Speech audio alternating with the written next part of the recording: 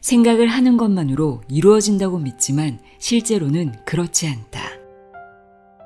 이 의식적인 생각을 때 하나 없이 깨끗하게 닦고 명료하게 광을 내서 무의식의 차원으로 넘겨주지 않는 한 아무것도 이루어지지 않는다. 하지만 생각의 습관, 즉 믿음으로 변환시킬 수만 있다면 이 세상의 그 어떤 힘도 당신의 바람이 실제로 현실에서 이루어지는 걸 막지 못한다.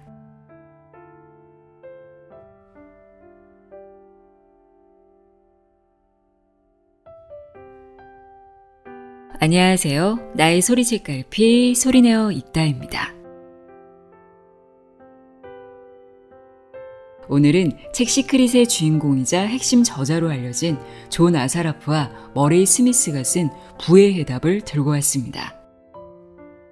1년 전에 이 책 속에 나오는 시크릿 실천법인 30일간의 두뇌 재조정 소개해 드렸었죠. 시크릿이 끌어당김의 법칙을 세상에 알렸다면 이 책은 끌어당김의 법칙 안에 뚜렷하게 구분되는 여러 개의 법칙이 작동한다는 사실을 설명합니다. 이를테면 확고한 믿음이 확고한 성공을 부른다는 공명의 법칙, 씨앗을 심으면 싹을 틔우고 열매를 맺기까지 시간이 필요하다는 잉태의 법칙 등인데요.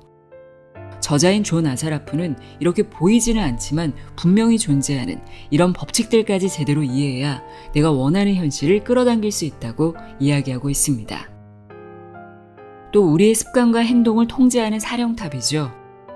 무의식을 훈련하는 방법에 대해서도 설명하고 있습니다. 그럼 지금부터 세상을 지배하는 절대 법칙에는 무엇이 있는지, 우리가 원하는 바를 이루기 위해 무의식적 뇌를 어떻게 훈련해야 하는지 자세히 알아보도록 하겠습니다. 그동안 끌어당김의 법칙을 생각만 하면 이루어진다, 간절히 원하고 또 원하면 이루어진다 라고 알고 있었다면 더 집중해서 들어보시길 바랍니다. 부의 해답, 내용의 일부를 읽어드립니다. 귀 기울여 들어보세요.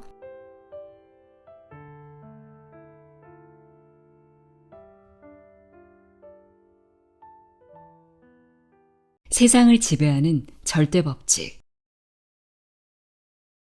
우리는 절대 법칙이 지배하는 세상에 살고 있다.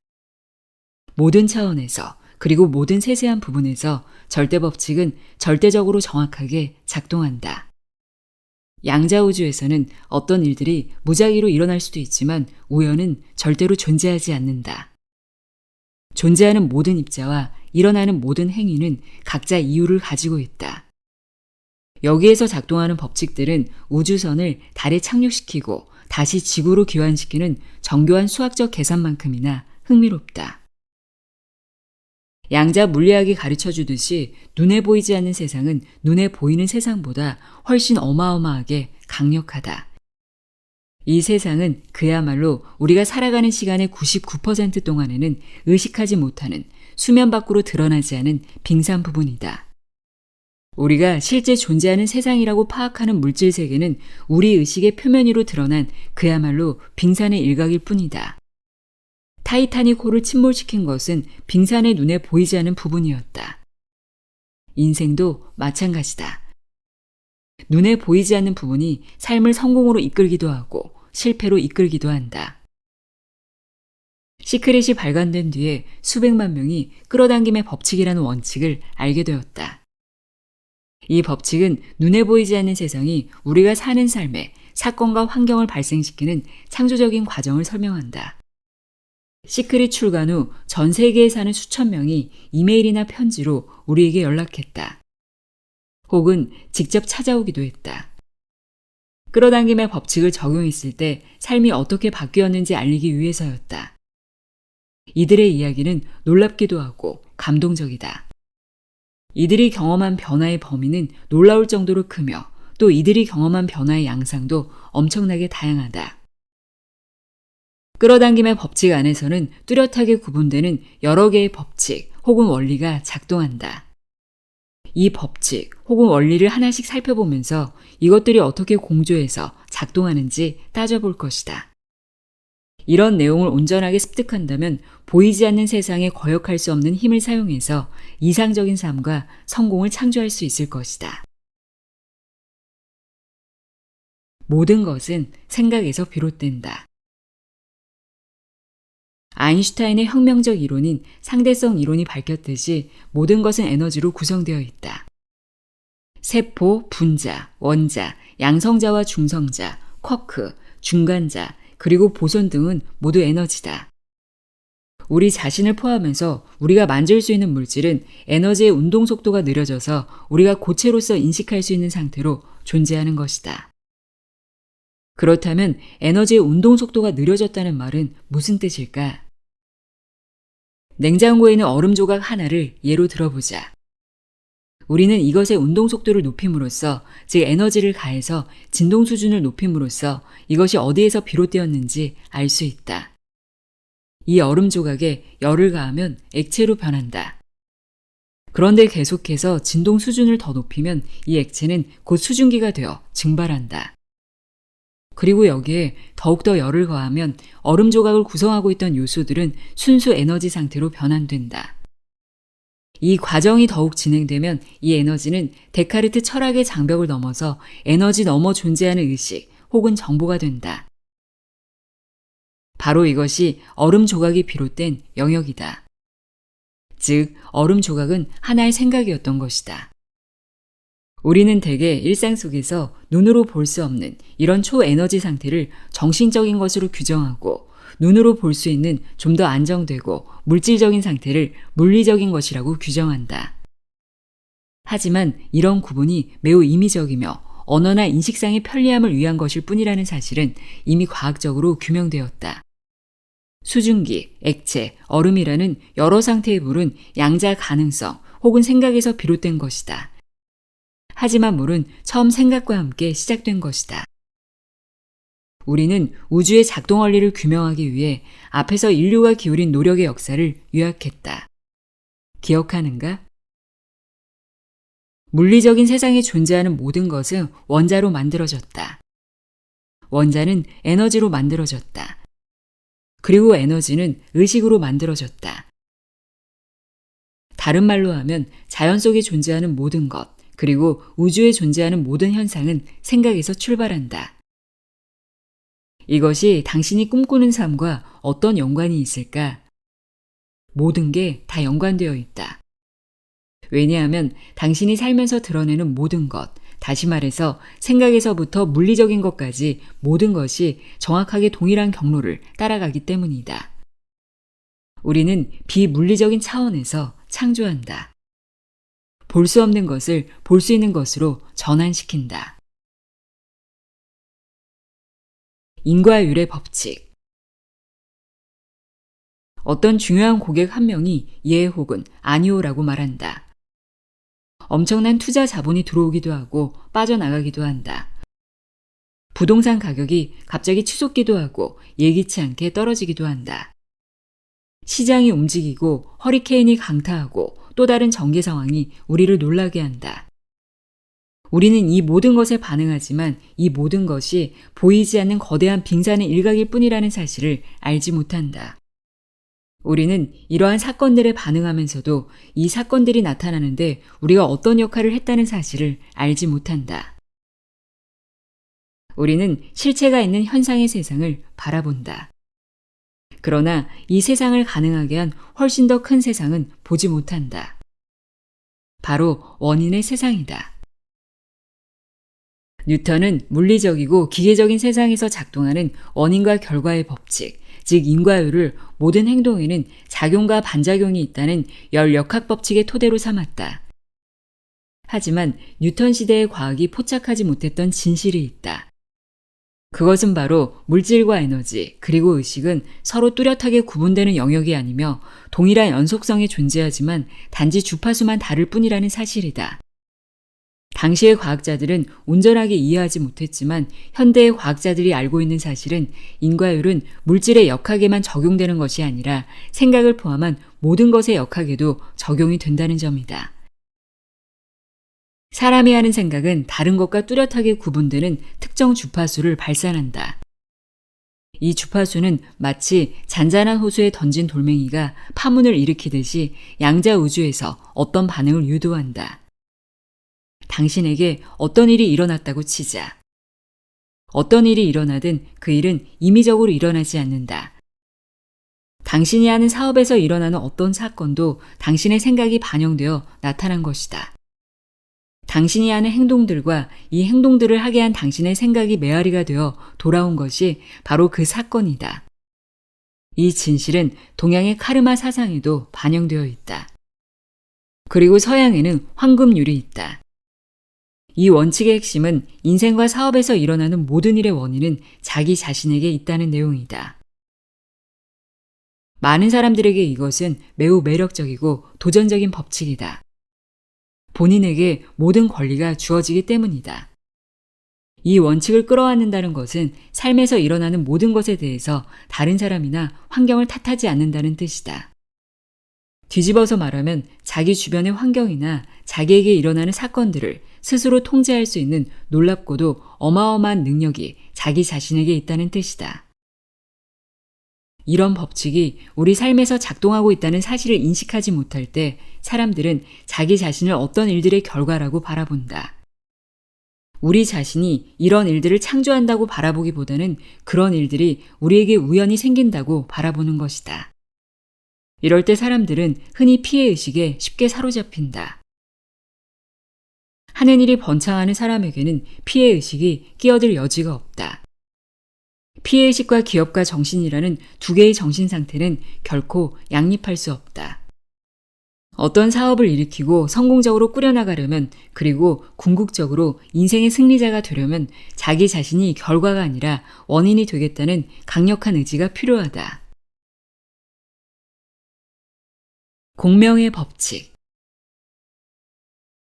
다시 얼음 조각 이야기로 잠깐 돌아가자. 앞에서 우리는 얼음이 물로 변하고 다시 수증기가 되어 사라지는 변화 과정을 살펴보았다. 하지만 이 모든 변화 양상에도 불구하고 여전히 동일한 존재로 변화하지 않는 것은 정확하게 무엇일까? 진동률 혹은 에너지 수준이 변화하면서 형태가 바뀐다. 하지만 변하지 않는 것이 있다. 물이라는 기본적인 특성이다.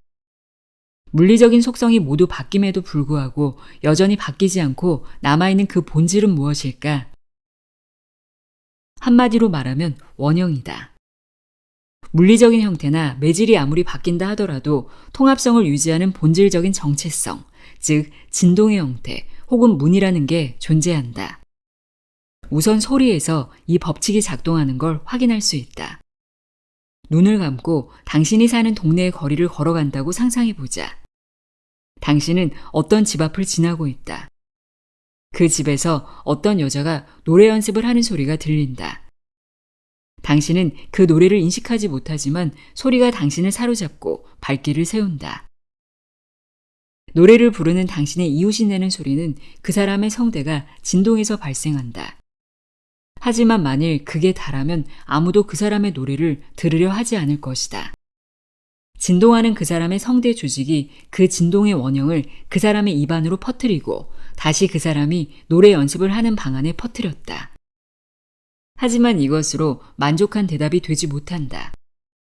어떻게 당신이 들었는지 대답해야 한다.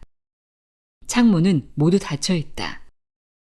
그 사람이 있는 방의 공기는 집 바깥으로 나가지 않는다. 공기가 그 방에서 나오지는 않지만 원형은 그 방을 빠져나온다. 진동하는 공기가 창문을 두드릴 때 파형이 유리창에 전달되고 유리창은 창문 밖의 바깥 공간으로 이 파형을 전달하고 그렇게 해서 그 파형은 당신에게까지 도달한다. 이 파형은 당신의 귀 속으로 들어가서 고막을 두드려 동일한 파형을 일으킨다. 그리고 이것은 작고 정교한 일련의 뼈들을 통과하면서 달팽이관 속의 액체 안에서 음파로 변형되고 다시 동일한 진동 원형을 머리카락처럼 생긴 수천 개의 미세한 조직으로 전달하고 진동 원형을 정기적인 충격으로 변환시켜서 청신경에 전달하고 청신경은 이것을 뇌로 전달하고 마침내 당신이 그 노래를 듣는 것이다. 성대에서 공기와 유리창을 거쳐서 고막과 추골 및 침골 등의 뼈를 지나 청신경으로 그리고 다시 뇌로 전달되기까지 당신 이웃의 목소리 진동이 가지는 듣기 좋은 진동 원형은 물이라는 진동이 수증기와 액체 그리고 고체라는 여러 개의 차원을 경유하는 것과 마찬가지로 여러 개의 각기 다른 물리적인 매질을 통과한다. 하지만 이 과정에서 당신 이웃 사람이 낸 소리는 모두 동일한 어떤 것으로 인식된다. 얼음과 노래에서 일어나는 변화는 당신 안에서도 일어난다. 그리고 이 과정은 멈춤이 없이 시시각각 전개된다. 수조 개나 되는 세포 가운데서 1초에 약 1000만 개의 세포가 죽고 또 1000만 개의 세포가 새로 만들어진다. 당신 몸의 기관은 며칠 만에 한 번씩 새로운 것으로 대체된다. 지금 현재의 당신 가운데서 앞으로도 계속 당신으로 남아있을 것은 거의 없다고 볼 수 있다. 하지만 그럼에도 불구하고 당신은 여전히 당신이다. 그렇다면 이때 당신은 과연 무엇으로 규정할 수 있을까? 중요한 것은 당신이 무엇으로 만들어졌느냐가 아니라 당신이라는 물리적인 존재 근저를 관통하는 원형이다. 다시 노래를 부르던 이웃사람 이야기로 돌아가자. 당신이 그 집 앞을 지나갈 때 그 여자는 매우 높은 목소리를 냈다. 그러자 무언가 부서지는 듯한 요란한 소리가 들리고 이어서 짤랑거리는 소리가 들렸다. 노래를 부르는 사람의 집이 아니라 그 옆집에서 나는 소리였다. 노래를 부르는 사람이 의도하지 않았음에도 불구하고 이웃집의 샹들리에를 깨고 말았다. 어떻게 이럴 수가 있을까? 공명이라는 현상을 통해서 가능했다. 라틴어로 다시 소리가 난다는 뜻에서 비롯된 공명은 진동이 한 매질에서 다른 매질로 옮겨가는 것이다. 노래 부르던 이웃이 내지른 고음이 어떻게 해서 옆집의 샹들리에를 깼을까? 수수께끼를 푸는 단서는 다음과 같다. 만일 작은 망치로 그 샹들리에의 특정 부분을 가볍게 칠 경우 이 샹들리에에서 노래를 부르던 사람의 고음과 동일한 음높이의 어떤 소리가 날 것이다. 이것이 바로 소리굽새의 원리다. A440Hz로 조정된 소리굽새를 어떤 악계에든 가까이 댄 다음 이 악계에서 440Hz의 소리가 나게 하면 소리굽새가 진동한다. 다른 높이에서는 소리굽새가 진동하지 않는다. 피아노의 라음은 소리굽새와 동일한 파형을 가지고 있는데 마찬가지로 노래를 부르던 이웃의 음높이와 샹들리에의 음높이가 같아서 공명이 일어난 것이다. 당신과 당신 부모의 목소리 파형은 동일하지 않다. 하지만 공명이 일어날 정도로 충분히 비슷하다. 이런 현상은 당신과 배우자, 가장 친한 친구, 당신의 아이들, 심지어 기르는 개 사이에서도 일어난다. 당신과 당신이 늘 생각하고 있는 일 사이에서도 이런 공명은 일어난다. 어떤 사람이 부르는 노랫소리가 충분히 크고 또박또박하기만 하면 소리곱새를 진동시키고 심지어 유리잔을 깰 수도 있는데 이와 마찬가지로 어떤 사람이 하는 생각이 충분히 강하고 분명하기만 하면 물리적인 현실 세계에서 어떤 일들이 일어나게 할 수 있다. 선명하며 확고한 단 하나의 생각이 제국 전체를 무너뜨릴 수도 있다. 이것을 간디가 보여주었다. 마찬가지로 당신이 선명하고 확고한 생각들을 가지고 있을 경우 당신은 소망하던 일을 이룰 수 있다.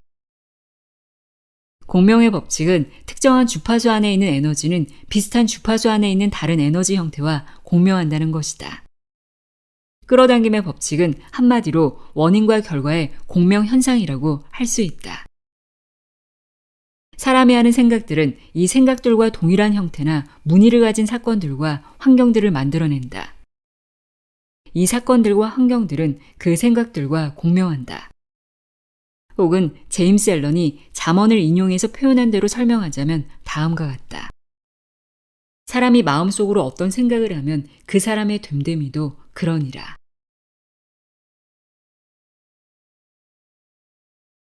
잉태의 법칙. 야망을 가진 사람들은 참을성이 많다. 우리는 야망이 많다. 우리는 강한 성취 동기를 가지고 있기에 늘 목이 마르다. 우리는 생각을 크게 하고 꿈을 크게 꾼다. 우리는 일들이 빠르게 진행되길 바란다. 여기에 잘못된 건 없다. 사실 강한 성취 동기는 사업에 성공하기 위해서 반드시 필요한 것이다. 꿈을 크게 꾸는 것도 필요하다. 하지만 여기에서 조심해야 할 것이 있다. 전도서의 내용처럼 씨를 뿌릴 시기가 따로 있고 수확을 거둘 시기가 따로 있다. 껴안을 시기가 있고 껴안지 말아야 할 시기가 있다. 당신이 늘 꿈꾸던 사업을 시작할 때도 인내해야 할 시간이 반드시 필요하다. 잉태의 법칙은 끌어당김의 법칙을 보완한다. 잉태의 법칙을 한마디로 말하면 모든 씨앗에는 잉태기가 필요하다는 것이다. 특정한 씨앗이 계획의 형태에서 물질적인 형태로 온전하게 전환하려면 숙성 기간이 필요하다는 말이다. 이것은 자연에 존재하는 모든 것에 적용되는 진리다. 사람의 삶도 자연의 일부인 만큼 당연히 잉태의 법칙이 적용된다. 예를 들어보자. 당근 씨앗을 땅에 심어서 온전한 당근을 얻으려면 70일이 걸린다. 양은 수정이 되어서 태어날 때까지 약 145일이 걸린다. 인간은 약 280일이 걸린다. 당신이 논리정연하게 설정한 여러 목표들은 그 자체로 하나의 씨앗이다. 그리고 이 목표 하나하나는 잉태기, 즉 당신이 처음 이것을 심은 시점에서 그것이 온전하게 물질적인 형태로 나타나는 시점에 이르는 기간을 필요로 한다. 이 잉태기는 얼마나 길까? 매우 어려운 문제다. 쉽게 알 수가 없다.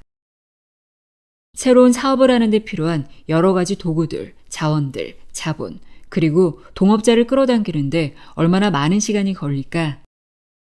영혼의 동반자를 소망해서 끌어당기는데 얼마나 많은 시간이 걸릴까? 당신이 원하는 자리를 잡을 수 있게 세상이 당신을 올바른 환경 속에 위치시키는데 얼마나 많은 시간이 걸릴까? 우리는 정답을 알지 못한다. 하지만 분명하게 아는 게 있다. 어느 정도의 시간은 꼭 걸린다는 사실이다. 분명하게 아는 게 또 하나 있다. 만일 씨앗을 뿌린 뒤에 계속해서 이 씨앗을 괭이로 파서 들춰내면 이 씨앗은 제대로 자라지 못한다는 사실이다. 자, 당신이 어떤 멋진 음식점의 웨이터라고 상상하자. 당신이 좋아하는 손님들이 오고 최고급 요리를 주문한다. 당신은 이들이 주문한 내용을 주방장에게 전달한다. 그리고 주방장은 이 요리를 하기 시작한다. 그런데 당신이 주방장 뒤에 붙어서서 계속 이렇게 묻는다. 아직 멀었나요? 아직 멀었나요? 아직 멀었나요? 이는 주방장에게 전혀 도움이 되지 않는다. 계속 이렇게 할 경우 다음 두 가지 일 가운데 하나가 당신을 우울하게 할 것이다. 주방장의 집중력이 흐트러져서 요리가 엉망이 되어버려 실망하거나 주방장에게 엉덩이를 걷어차이거나 늘 꿈꾸던 일의 그림을 마음속으로 그릴 때 당신은 이 음식점을 찾은 손님인 동시에 이 음식점의 웨이터다. 당신은 이 손님에게서 맛있는 요리의 주문을 받은 뒤에 이것을 주방에 있는 주방장에게 전달하고 주방장은 주방에서 이 주문을 받아서 요리를 완성한다.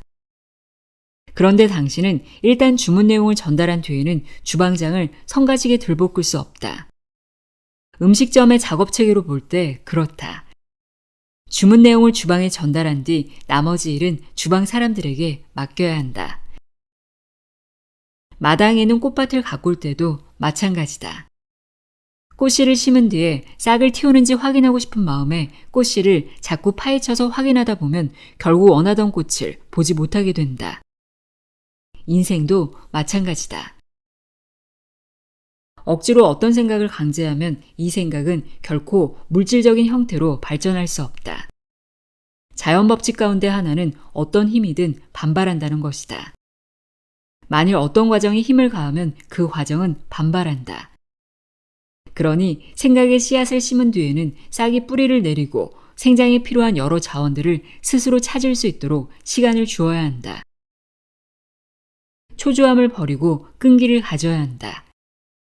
자신의 생각이 옳다는 신념을, 자기 주변의 우주가 모든 것을 잘 해낼 것이라는 믿음을 가져야 한다. 양자진공의 영점장은 전지전능하다는 사실을 명심해야 한다. 일단 원하는 것을 명확하게 파악하라. 이것이 스스로 일을 시작하게 한동안 내버려둘 수 있을 정도로 충분히 끈기를 갖추어라. 그렇게 하면 우주는 당신이 원하는 모든 것을 기꺼이 내줄 것이다. 행동의 법칙. 이 과정에 또 하나의 요소가 있다.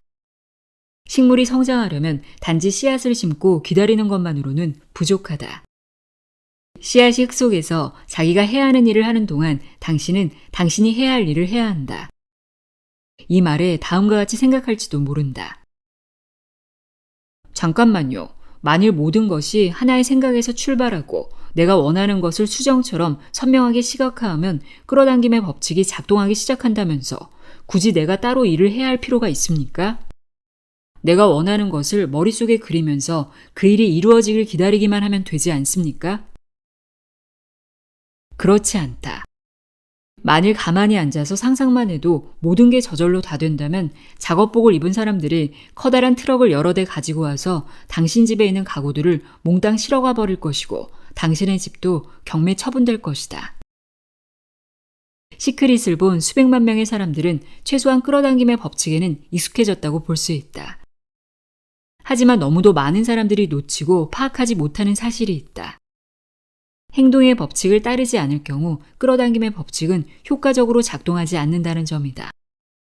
엉덩이를 털고 일어나서 무언가를 하지 않으면 그다지 많은 것이 일어나리라고 기대하지 않는 게 좋다. 꽃씨를 꽃밭에 심은 뒤에는 물을 주고 잡초를 뽑아야 한다. 씨앗이 저 혼자 해야 할 일을 도와줄 수는 없다. 당신의 힘으로 직접 씨앗이 나무가 되게 하고 꽃이 되게 할 수는 없다. 하지만 씨앗이 그렇게 성장하는 데 필요한 여러 가지 자원들을 얻을 수 있도록 환경을 조성하는 일은 당신이 해야 할 일이다. 그렇다면 사업을 하고자 하는 사람이 해야 할 일은 무엇일까? 여기에서는 우선 끌어당김의 법칙과 잉태의 법칙, 그리고 행동의 법칙이라는 세 가지 법칙이 한데 엮여 있다는 사실을 이해하는 게 핵심이다. 이 내용을 다음과 같이 요약할 수 있다. 목적의식을 가져라, 끈기를 가져라, 그리고 행동하라. 이 세 개의 법칙을 일에 적용하는 방법을 배우기 바란다. 그렇게만 하면 쓰라린 시행착오로 점철될 몇 년의 세월을 아낄 수 있을 것이다. 그리고 삶에서나 사업에서 평생의 소원으로 간직해오던 것을 실현할 수 있을 것이다. 여태까지보다 몇 배나 빠르게. 선명한 비전과 집중의 위력. 어느 화창한 일요일이라고 상상하자. 당신은 지금 야외에 나가 있다. 당신은 오른손으로 돋보기를 들고 있다. 그리고 왼손으로는 상수리나무의 낙엽을 들고 있다.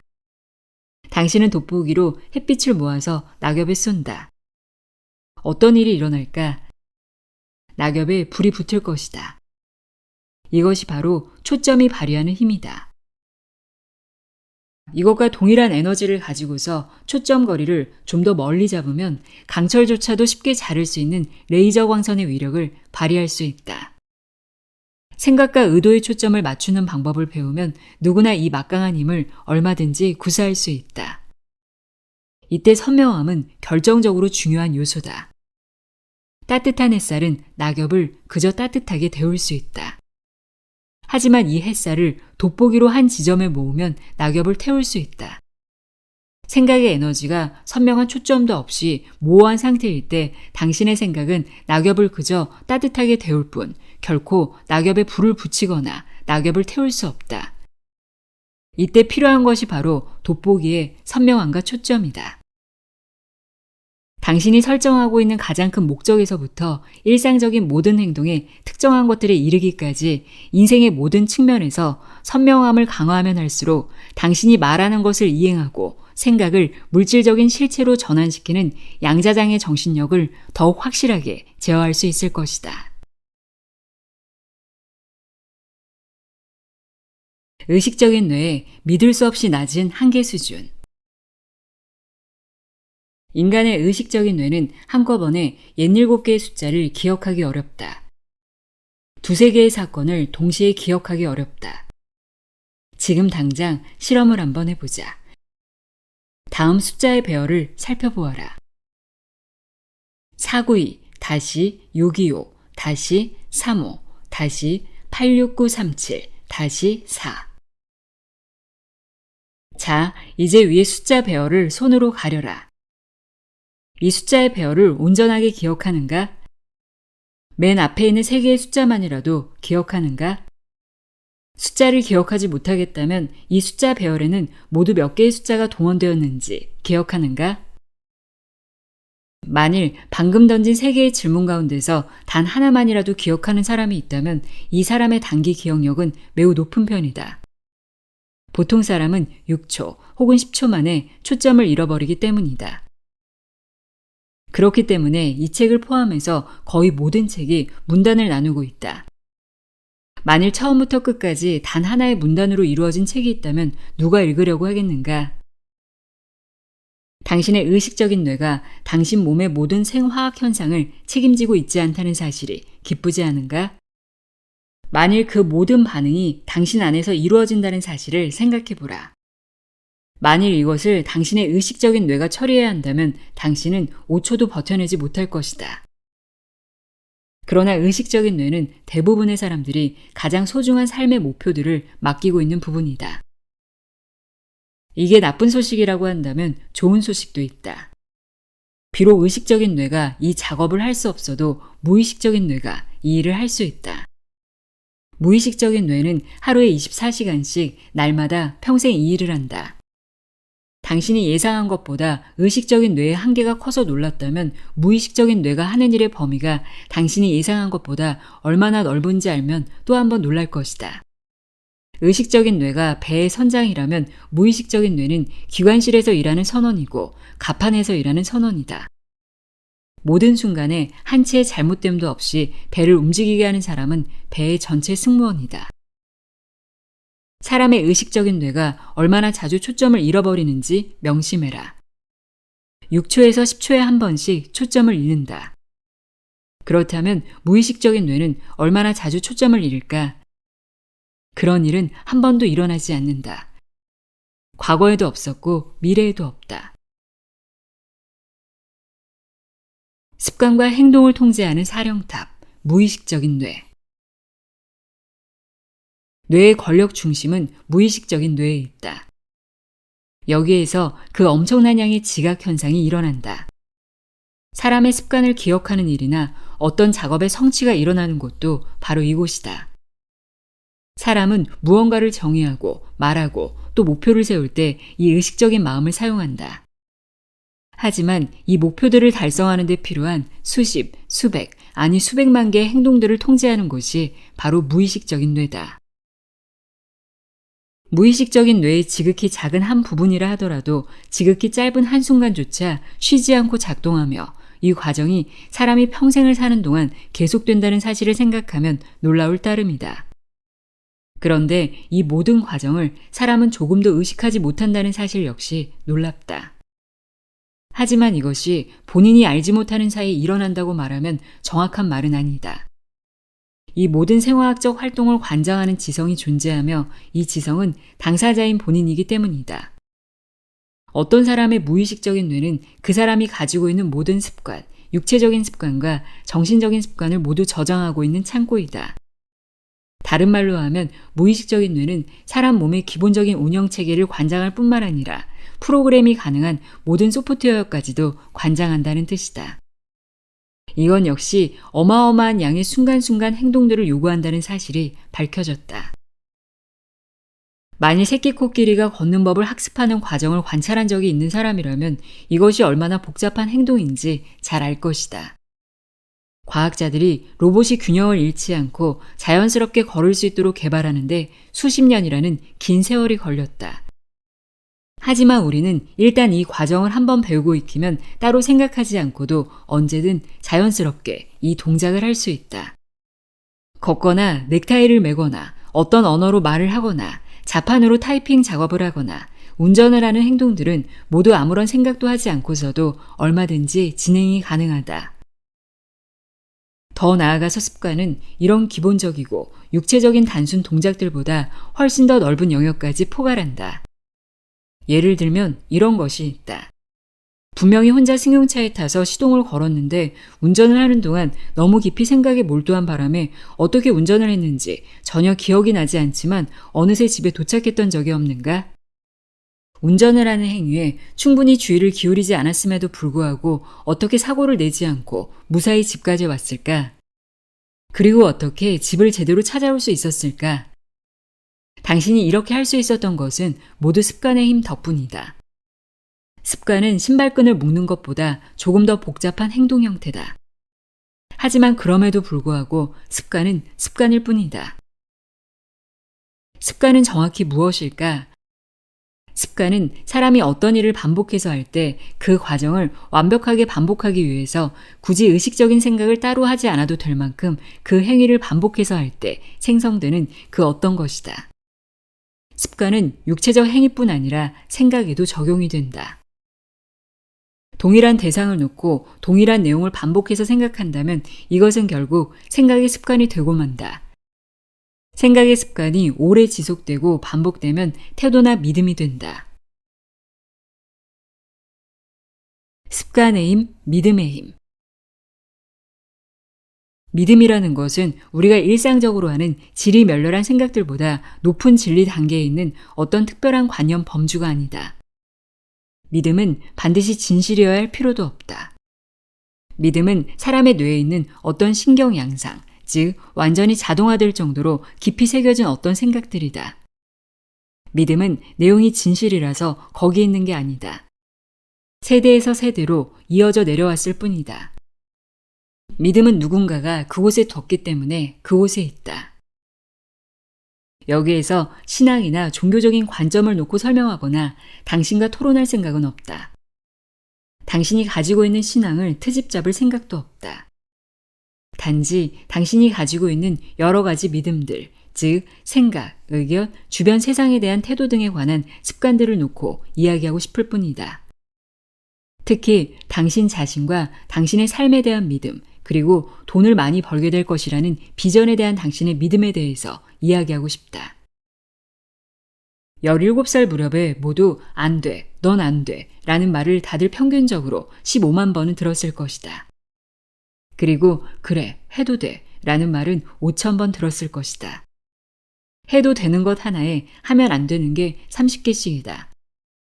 그런데 바로 이런 경험이 나는 하면 안 돼, 혹은 나는 할 수 없어와 같은 강력한 믿음을 생성하는 바탕이 된다. 사람들은 대부분 희망이나 바람이라는 방식으로 자기들이 세우고 있는 목표를 바라본다. 이번 사업에는 꼭 성공하고 싶어.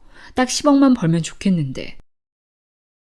하지만 보통 이 생각은 여기에서 끝나지 않는다. 곧바로 이런 생각이 뒤를 잇는다. 하지만 결국 난 못하고 말 텐데 뭘. 사람들은 대부분 자기가 생각하는 목표를 이루지 못하는데 이 과정에서 가장 큰 장애물로 작용하는 것은 외적인 요소가 아니다. 자기가 그 일을 해낼 수 있다고 믿지 않는 게 문제다. 만일 이렇게 믿는다면 대부분 실제로 그 일이 이루어지지 않는다. 당신이 할 수 있다고 믿지 않는 목표라면 당신은 결코 달성할 수 없다.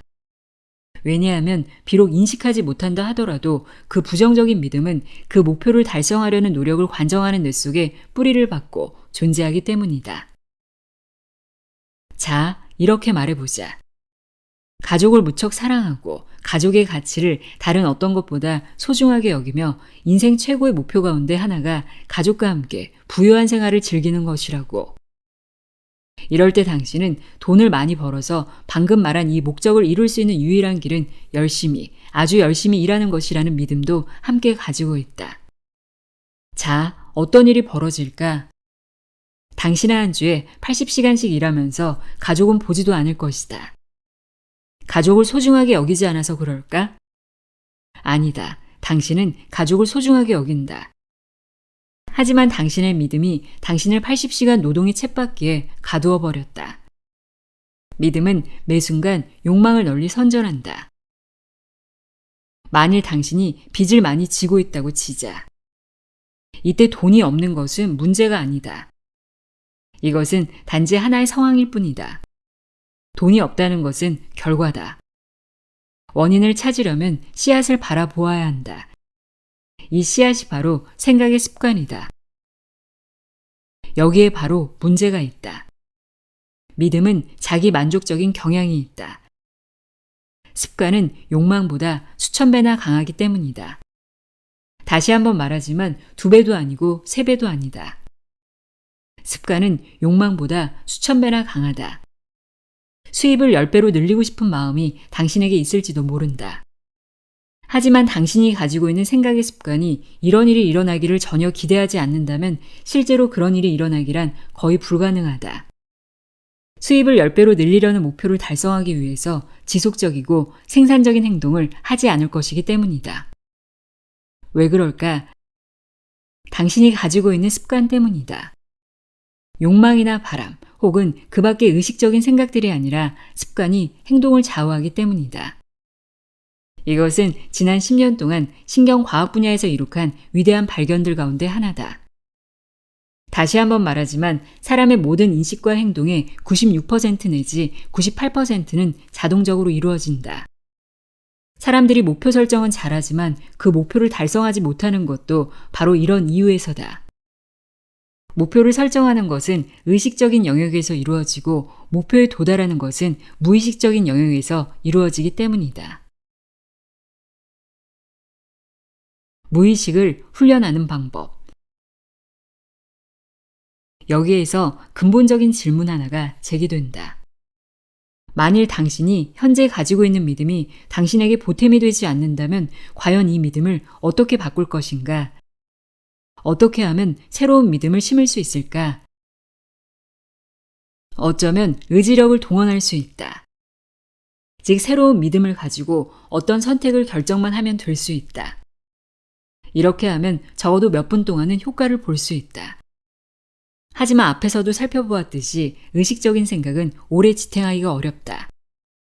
습관과 믿음을 바꾸고자 한다면 이 습관과 믿음이 뿌리를 내리고 있는 곳에서부터 시작해야 한다.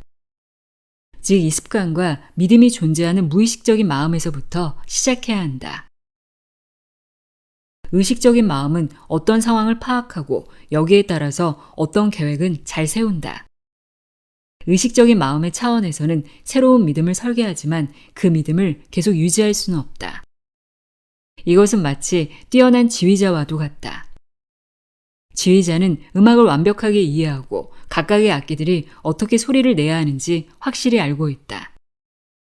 하지만 지휘자는 실제로 악기를 연주하지 않는다. 오케스트라 단원들이 각자 자기들이 맡고 있는 악기로 훌륭하게 연주를 하게 하지 않는다면 지휘자가 생각하는 음악은 그 머릿속에만 존재할 뿐이다. 머릿속에 있는 음악은 청중들에게 전달되지 않는다. 대부분의 사람들이 생각하고 있는 목표도 마찬가지다.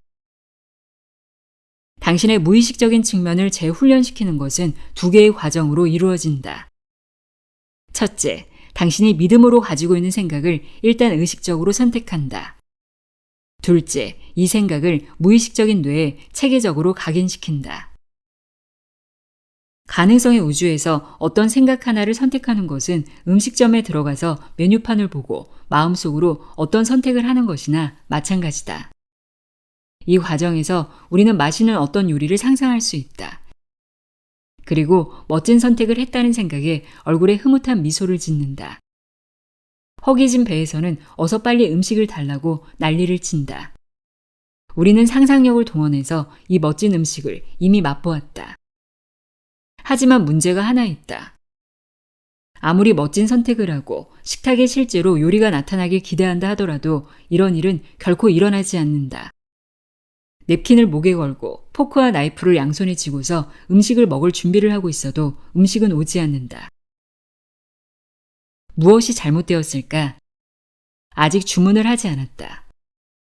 내가 먹고자 하는 음식이 무엇이라는 내용이 주방에 전달되기 전까지는 실제로 아무 일도 일어나지 않는다. 무엇을 먹고 싶은지 분명히 알고 있음에도 불구하고 주방에서는 이 음식을 만들 생각도 하지 않는다. 의식적인 마음의 자랑거리는 의지력과 상상력을 사용한다는 것이다. 즉 가능성의 바다에서 어떤 생각 하나를 건져 올릴 수 있다. 우리는 우리가 생각하는 것을 선택할 수 있다. 그런데 이 생각을 한다고 해서 실제 현실에서 이루어질 것이라고 믿는 게 바로 우리가 저지르는 잘못이다.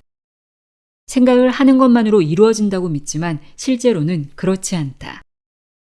이 의식적인 생각을 때 하나 없이 깨끗하게 닦고 명료하게 광을 내서 무의식적인 차원으로 넘겨주지 않는 한 아무것도 이루어지지 않는다. 이것이 바로 목표를 설정하는 것과 목표를 달성하는 것의 차이다. 목표를 설정하는 것은 의식적인 차원에서 이루어진다. 하지만 목표를 달성하는 것은 정신적이며 무의식적인 행동이다. 목표를 달성하려면, 즉 소망하는 일이 실제 현실에서 이루어지려면 우선 의식적인 뇌와 무의식적인 뇌 둘 다 능숙하게 다룰 줄 알아야 한다. 그런데 대부분의 사람들은 이렇게 하지 않았다. 이렇게 하라고 가르치는 사람들도 없었다. 우선 의식적인 여러 기능들, 즉 상상력, 직관력, 추론력 등을 사용해서 당신이 소망하는 일에 대한 수정처럼 맑은 그림, 다시 말해서 완벽한 씨앗을 만드는 것부터 시작할 것이다. 그 다음에는 처음 학습했던 방법을 흉내내는 매우 폭넓은, 그러나 단순한 각인 기법들을 사용하도록 해서 무의식적인 뇌라는 비옥한 토양에 이 씨앗을 심을 수 있도록 여러 가지 방법을 가르쳐 줄 것이다. 원한다고 해서 원하는 것을 모두 얻을 수는 없다. 롤링스톤스가 노래한 가사다. 전적으로 옳은 말이다. 어떤 것을 원한다는 것과 실제로 그것을 손에 넣는다는 것 사이에는 직접적인 관계가 거의 없기 때문이다. 어떤 것을 가지고 싶다는 소망을 마음에 품는 것만으로는 아무런 소용이 없다. 아무리 원하고 또 원해도 원하는 게 저절로 이루어지지 않는다.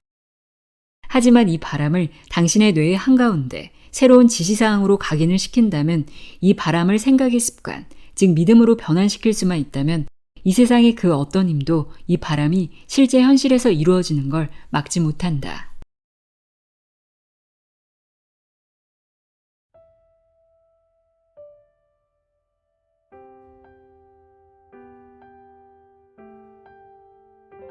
부의 해답 읽어드렸습니다. 끌어당김의 법칙을 제대로 이해할 수 있는 시간이었길 바랍니다. 오늘도 함께 해주셔서 고맙습니다.